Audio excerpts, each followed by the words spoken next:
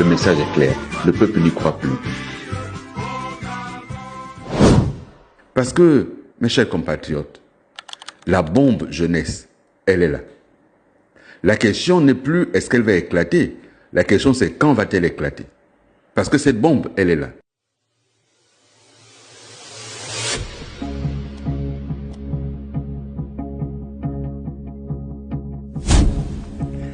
Mes chers compatriotes, le propre d'un pouvoir populiste, c'est de dire au peuple ce qu'il imagine que le peuple voudrait entendre. C'est de simplifier le discours politique. C'est d'indiquer qu'il y a d'un côté les bons et de l'autre les mauvais. Et c'est se placer soi-même du côté des bons et tout le monde ensuite est mauvais. C'est d'indiquer que si tout va mal, c'est la faute à un tel. Et c'est donc de refuser d'examiner la réalité de la gestion de l'État.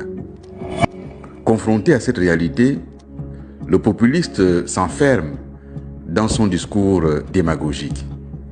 Et c'est ce qui, aujourd'hui, est la marque de ce pouvoir.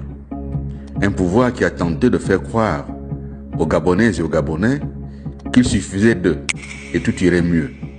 Ce pouvoir a indiqué que notre pays n'avait pas un problème d'argent.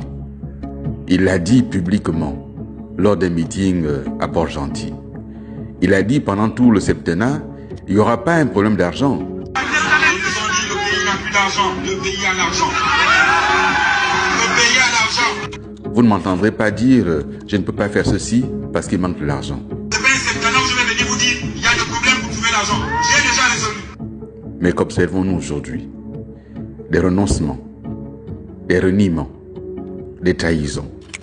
Et c'est pour cela que le peuple n'y croit plus. Parce que lorsqu'on a dit à un peuple, moi j'ai fait ceci avec un peu d'argent, je ferai davantage demain, et que finalement rien n'est fait, ce peuple ne peut pas croire. Lorsqu'on a dit au peuple qu'on va créer 163 000 emplois en une année, et qu'on arrive à la fin de cette année, personne n'ose faire le bilan du nombre d'emplois créés dans le cadre de cette promesse. Je rappelle que cette promesse était très détaillée.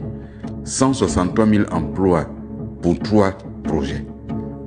Où en est-on aujourd'hui?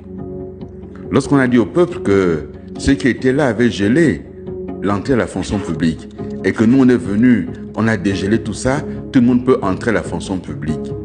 Et que quelques temps après, on a une cacophonie gouvernementale avec le ministre de l'économie qui vous dit il n'est plus possible de recruter. Et qui pense moins à la fonction publique. Parce que la fonction publique aujourd'hui est saturée et ne peut plus embaucher comme de... Où en est-on aujourd'hui avec les 150 000 dossiers qui ont été déposés à la fonction publique? Cette démagogie, elle n'est pas tenable. Cette démagogie qui a fait passer le budget 2024 à plus de 4 000 milliards, 1 000 milliards de plus qu'en 2023. Ce même budget est allé à 5 000 milliards. Et aujourd'hui, on nous annonce 7 000, presque 500 milliards de budget. Évidemment, dans un contexte où personne ne peut confirmer les hypothèses de ce budget. Mais pourquoi cette fuite en avant? Pourquoi continuer à dire au peuple ce qui n'est pas vrai? Et pendant ce temps, nous avons une jeunesse qui est là. Dans chacune de nos familles, nous avons des jeunes en quête d'emploi. Nous avons des jeunes qui ont terminé leurs études et qui sont assis à la maison. Et il n'y a aucune solution qui est proposée par les gouvernants actuels, sinon la démagogie. Quand on dit aux jeunes, voilà, un jeune, un ordinateur, c'est très bien, mais ça aurait été mieux, un jeune, un emploi. Parce que derrière l'ordinateur, qu'est-ce qu'on fait? Si l'ordinateur ne conduit pas à l'emploi, qu'est-ce qu'on fait? Ce que les jeunes attendent aujourd'hui, c'est que les problèmes qui sont les leurs soient pris à bras le corps par les gouvernants. Parce que, mes chers compatriotes, la bombe jeunesse, elle est là. La question n'est plus est-ce qu'elle va éclater, la question c'est quand va-t-elle éclater. Parce que cette bombe, elle est là. Elle est dans nos villes, elle est dans nos quartiers, elle est dans nos villages. Cette jeunesse gabonaise qui ne croit plus à ses gouvernants et à qui on a promis, on a vendu un rêve, cette jeunesse a besoin de réalité. Elle a besoin aujourd'hui de rencontrer des gouvernants qui disent enfin la vérité sur la situation du pays. est-ce qu'il y a de l'emploi pour eux ou pas? La réponse ne peut pas être non, puisqu'on les forme dans des domaines où l'État sait très bien qu'il n'y a pas d'emploi. Mais pourquoi il n'y a pas la réforme de notre système d'enseignement, de nos universités, pour adapter aux besoins d'emploi? Si on forme en histoire-géographie, c'est qu'il y a de l'emploi derrière. Si on forme en psychologie, c'est qu'il y a de l'emploi derrière.